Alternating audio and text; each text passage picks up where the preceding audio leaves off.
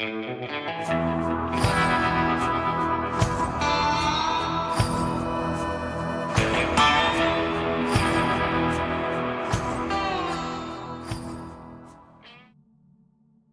the spring of 1880, two brick masons, Morgan and Brown, stopped at our quarters in Isleta on their way from Fort Craig, New Mexico, to San Antonio, Texas. They had heard that some freight wagons at San Elizario would soon return to San Antonio and were anxious to travel back with them. These men spent 2 or 3 days in the ranger camp and seemed very nice, chaps and pleasant talkers. One of them, Mr. Morgan, owned one of the finest pistols I ever saw. It was pearl-handled and silver-mounted. Our boys tried to trade for it, but Morgan would not part with the weapon. After the 2 men had been gone from our camp 3 or 4 days, word was brought to Lieutenant Baylor that 2 men had been found dead near San Elizario. The lieutenant sent me with a detail of 3 rangers to investigate. At San Elizario, we learned that the dead men were at Collins' sheep ranch, 4 miles from town. On arriving there, we found, to our surprise and horror, that the dead men were Morgan and Brown, who had left our camp hale and hearty just a few days before. It was surmised that the men had camped for the night at the sheep ranch and had been beaten to death with heavy mesquite sticks. They had been dead 2 or 3 days and were stripped of their clothing, their bodies being partly eaten by coyotes. On repairing to his sheep ranch, Mr. Collins found the dead bodies of Morgan and Brown, his shepherds gone and his flock scattered over the country. Mr. Collins gave the herders names as Santiago Skevel and Manuel Moleno. After beating out the brains of their unfortunate victims, the Mexicans robbed the bodies and lit out for parts unknown. As the murderers were on foot and had been gone 3 or 4 days, I found it very difficult to get their trail, as loose stock grazed along the bosques and partially obliterated it. As there was a number of settlements and several little pueblos along the river, I knew if I did not follow the Mexicans' tracks closely, I could never tell where they had gone. So I spent the remainder of the day trying to get the trail from camp. We were compelled to follow it on foot, leading our horses. We would sometimes be an hour trailing a mile. On the following day, I was able to make only 10 miles on the trail, but I had discovered the general direction. I slept on the banks of the Rio Grande that night, and next morning crossed into Mexico, and found that the murderers were going down the river in the direction of Guadalupe. I now quit the trail and hurried on to this little Mexican town. Traveling around a short bend in the road, I came suddenly into the main street of Guadalupe, and almost the first man I saw standing on the street was a Mexican with Morgan's white-handled pistol strapped on him. I left 2 of my men to watch the suspect, and myself hurried to the office of the president of Guadalupe, made known my mission, and told him I had seen one of the supposed murderers of Morgan and Brown on the streets of his city, and asked that the suspect be arrested. The official treated me very cordially and soon had some police officers go with me. They found the 2 suspected Mexicans, arrested them, and placed them in the jail. The prisoners admitted they were Collins' sheep herders and said their names were Molino and Skevel, but of course denied knowing anything about the death of Morgan and Brown. All my rangers recognized the pistol taken from the Mexican as the weapon owned by Mr. Morgan. The Mexican officers reported to the town president that the suspects had been arrested. The latter official then asked me if I had any papers for these men. I told him I did not, for at the time I left my camp at Isleta, we did not know the nature of the murder or the names of the parties incriminated. I declared I was sure the men arrested had committed the murder and that I would hurry back to Isleta and have the proper papers issued for the prisoner's extradition. He promised to hold the suspects until the proper formalities could be complied with. From Guadalupe to Isleta is about 50 or 60 miles. I felt the importance of the case, and while I and my men were footsore and weary, we rode all night long over a sandy road and reached camp at Isleta at 9 o'clock the following morning. Lieutenant Baylor at once appeared before the Justice of the Peace at Isleta and filed a complaint of murder against Manuel Moleno and Santiago Skevel, had warrants issued for their arrest, and himself hurried to El Paso, crossed the river to El Paso del Norte, and, presenting his warrants to the authorities, asked that the murderers be held until application for their extradition could be made. Within a week we learned, much to our disgust, that the 2 murderers had been liberated and told to vamoose. I doubt whether the warrants were ever sent to the alcalde at Guadalupe. A more cruel murder than that of Morgan and Brown was never committed on the Rio Grande, yet the murderers went scot-free. This miscarriage of justice rankled in my memory, and subsequently it was to lead me to take the law into my own hands when dealing with another Mexican murderer. James B. Gillette, Texas Ranger.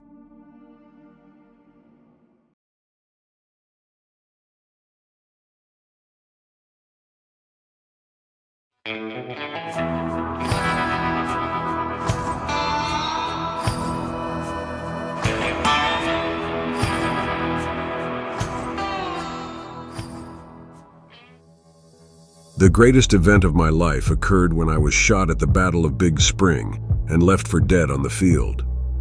My friends kept back the enemy as long as they could, and when they saw that I did not revive, they left me.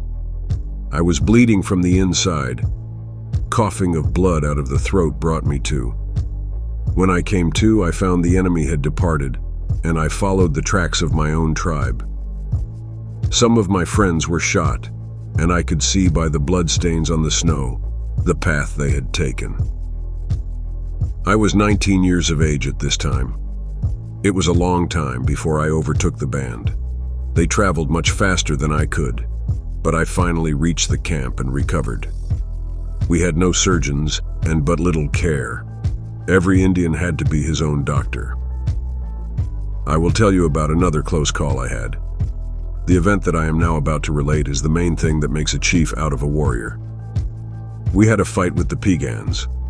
One of the Piegans had a gun and a dagger, one in each hand. This Piegan ran at me, and I ran at him. As we came together, I grabbed the Piegan's gun with one hand and his dagger with the other, and as I warded off his charge, his gun was fired, and I took the gun and the dagger away from him. Then my friends rushed to my rescue and killed the Piegan and scalped him. Running Fisher, Gros Ventre.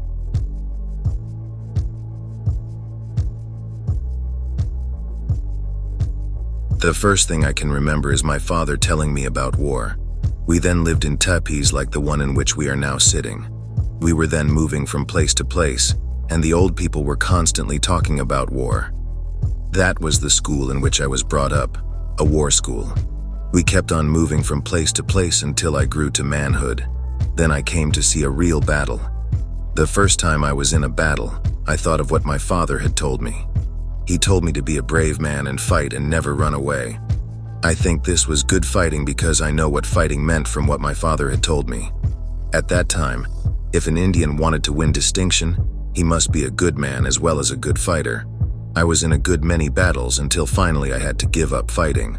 About 7 years ago, the government gave me advice, and with that advice they gave me different thoughts, and today I am one of the headmen among the Apaches. I'm head chief among the Kiowa Apaches and I counsel peace among them. I used to think that my greatest honor was to be won in fighting, but when I visited the commissioner in Washington, he gave me other thoughts and other ways of thinking and doing, until I felt that the new kind of life was the better. When the commissioner told me these things, I wrote them down in my mind, and I thought that it was good. Koon-kah-za-chy, Apache.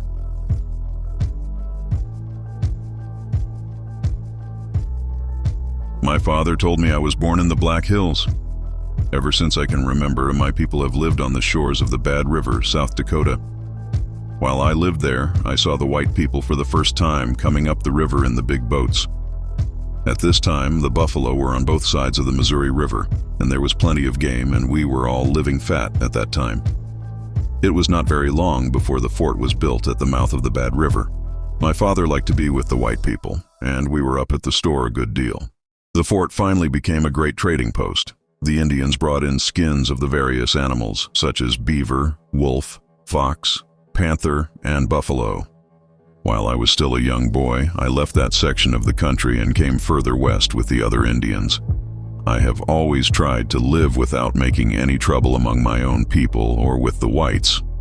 When I got out among the Sioux, I began to learn some of their wild tricks. I began to learn to fight the other Indians. I then went on the warpath and have been in a good many Indian fights. One fight in particular against the Assiniboines I want to mention. In this battle, there were about 200 of us Sioux. The fight was on the Missouri River. There were charges and countercharges several times. One of the bravest came in advance of the others, but he had to retreat. I put 2 arrows in his back and then rushed up and knocked him off his horse with my bow.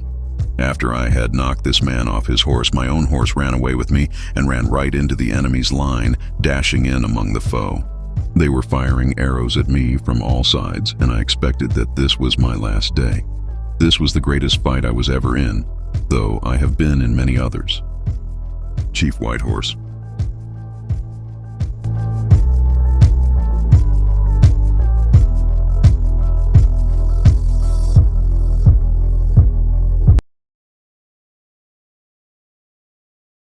Newton, Kansas was a rough and ready cow town in 1871. It was a dangerous place if you didn't keep your wits about you. Well, William Bailey was the night policeman of this town, and he patrolled the saloons, the dance halls, and the brothels, keeping the peace. The only problem with Policeman Bailey, though, was he was prone to drink on occasion, and he'd either stay in a saloon or even sleep while on duty. The town officials eventually had enough, so they hired another man named McCluskey to do the demanding work. One night, in the Red Front Saloon, Bailey, still hurting from being ousted from his job, picked a fist fight with McCluskey. The fight was vicious and spilled out onto the street in front of the saloon. Well, after a few minutes, McCluskey decided that enough was enough. He drew his revolver and he shot Bailey in the chest, killing him. McCluskey left town for a week, as he knew Bailey had many drinking buddies who would not be happy with recent events. After a week, McCluskey decided to ride back into town, and he went straight to Perry Tuttle's dance hall. Well, just after midnight, a group of Texan cowboys, led by Hugh Anderson, walked into the hall. Anderson, recognizing McCluskey, he proceeded to swear at and goad the lone lawman. Well, McCluskey didn't take kindly to this, and as he went for his gun, Anderson whipped his out, and he shot the lawman in the neck. Gagging and in shock, McCluskey fumbled with his gun and was shot 4 more times by the other cowboys. At this moment, shooting erupted around the hall, filling the room with smoke. 2 railroad workers, who had nothing to do with either party, were hit, and they lay sprawled on the floor. Others in the drunken crowd also commenced shooting. As the smoke cleared, a young teenager named James Riley saw his friend McCluskey laying prone and calmly walked over to the front door and locked it. He then pulled his own revolver out and started blasting away at the cowboys. Anderson was hit in both legs, and 2 cowboys were killed outright. That night, 5 men died and 3 were wounded. 2 years after this fight, McCluskey's brother tracked Anderson down at Medicine Lodge, Kansas, and after a challenge to Anderson, they met in the street. Both men drew, blazing away as they both hit their mark, and both fell dying where they lay.